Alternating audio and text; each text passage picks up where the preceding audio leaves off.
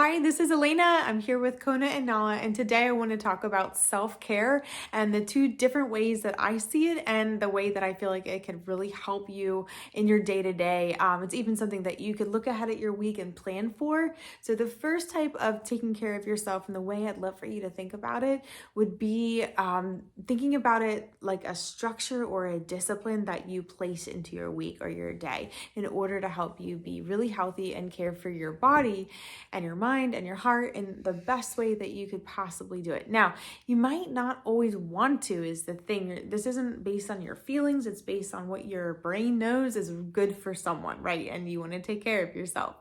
So it's things like daily hygiene. It could be making sure you're going to doctor's appointments and setting them up ahead of time. It could be what time you're waking up, what time you're going to bed, what you're listening to, what you're watching. But the things that I was kind of thinking about is the basics are making sure that you've looked at your week and you've said, when am I exercising? Could be 10-minute movements throughout the day. It could be making sure you're training certain days, 4 days a week, something like that with strength training. So when are you moving your body? That is a disciplined self-care approach. And then also, what food are you eating and when are you making it and when are you planning it? So the basics, so bedtimes, food, working out, things like that. And then anything else that maybe you don't feel like doing, but you know is good for you. Maybe you're in a recovery program and you know you need to go to that meeting. That's a disciplined self-care approach. Or maybe you don't love going to church or to a small group, but you know it's good for your spiritual health and feelings of not being alone. So you know you need to go and you just say, you know what, this is something I'm doing. It's good for me. It's like taking good medicine, but I don't feel like it all the time. So this training your body to have a healthy amount of discomfort is going to help you not always go to what's comfortable for you. And at the end of the day, it's going to prevent a lot of problems, honestly, a lot of stress, a lot of disease, a lot of sickness. It's just going to prevent so many things that this is within your power and your control to do. So whatever that thing is more of a disciplined approach. It could be waking up early and getting some time to meditate or to be reading something inspiring. For me, it's that disciplined approach of getting up and doing some devotionals, listening to some encouraging music, spending time in prayer. That's discipline. It's not something that my body is really excited all the time to do. Maybe sometimes it's excited to do a lot of these things. I actually love, eventually I think you end up loving the way these things make you feel. So that ends up building motivation. But remember, motivation always follows action. So to take those action steps towards discipline is what I wanted to encourage you with today. Now, we're going to move over to the flip side. And people I think when they hear self-care is, I don't know, in my head, I see some lady with her toes getting done at the parlor, like my grandma would say, getting your pedicure, getting a manicure, but that's not really what I'm talking about. I'm talking about we're hard on ourselves and stress is so rampant and we are so busy. So are you taking time for rest? Are you calming your nervous system? That's really what I'm talking about are you taking time to implement preventative care for your body, mind, soul, and spirit throughout the day? Many of us are going to say no to that. And it is a compassionate response to be able to do that for ourselves. It could be making sure that we are taking the time to not have to rush. Making sure that we can get a good shower, warm shower. Maybe it is something like getting out and taking a nice walk in nature and taking in the beauty.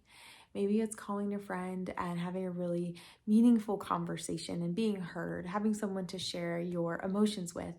Maybe it's someone praying for you or doing something kind for you. Compassionate care for me a lot of times is turning on some really encouraging worship music and stretching, because stretching to me, it feels so good. Yoga feels so good, but I'm not always doing it all the time. So taking the time to do that feels great to me. A time in the sauna, getting a little extra sleep. It could be buying some flowers. I'm going to leave some lists down at the description so you guys can link up to structured care type self-care and then compassionate care. One thing I want to help, this is what I'm always thinking about when I'm working with someone or when I'm looking and reflecting on myself. Are they more bent towards the disciplined routine approach, task-oriented, really thrive on working hard and checking things off? high achievers, or are they more like going towards comfort, really just wanting to have a good time, go with the flow? Like, so you may need a little more balance. If you're more of a task achiever person, you probably need a little bit more compassion and care. You maybe need to get a massage or you may need to slow down and do something where you're laughing and caring for yourself in a new way. Maybe if you're always doing what feels good and you're always wanting to, sorry, I'm getting distracted by the dogs. Say you're always doing something compassionate for yourself, maybe it's time to step it up and do some things that are a little bit harder for yourself throughout the week. So managing that discipline. So a lot of this is self-management, but it's learning how to care for yourself. I did want to address that some of you may be saying, I don't really love myself, and how do I just conjure that up? Well, you don't really conjure it up. And if you weren't given it from the beginning, like, you probably have a lack of that. We were all given templates of love from the beginning, from our parents. And if our parents weren't as emotionally nurturing or couldn't be, you are lacking in that. And it's not anybody's fault. It's just a fact to recognize that maybe that is a little harder for you.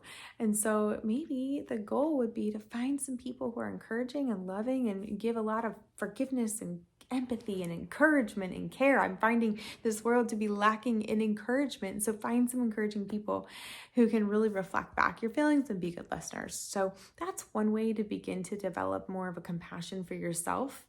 I always know that if I'm starting to get a little short-tempered or easily annoyed, that I need some compassion given to me. It's a gift and it's an ingredient that we need to grow. So whether that's spending time with a loving friend or family member, or even a dog, having some time like that, or even spending time with God, who I believe loves me no matter what and forgives my shortcomings. That helps me give that back to myself and then give more to others out of gratitude and love. So whatever that is for you, it's just good to know that it may not come by naturally for you, but it's something that can be acquired.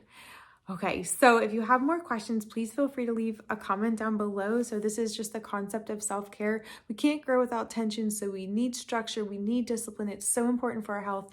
We also need acceptance, nurture, compassion, forgiveness, and encouragement on the other side. So make sure they're getting balanced, plan them out throughout the week, and please, please, please leave a comment down below. Let me know if I can do anything. I'll link some ideas for structured care and compassionate care down below. I hope this video could equip and encourage you for your mental and physical health. Say bye, Kona.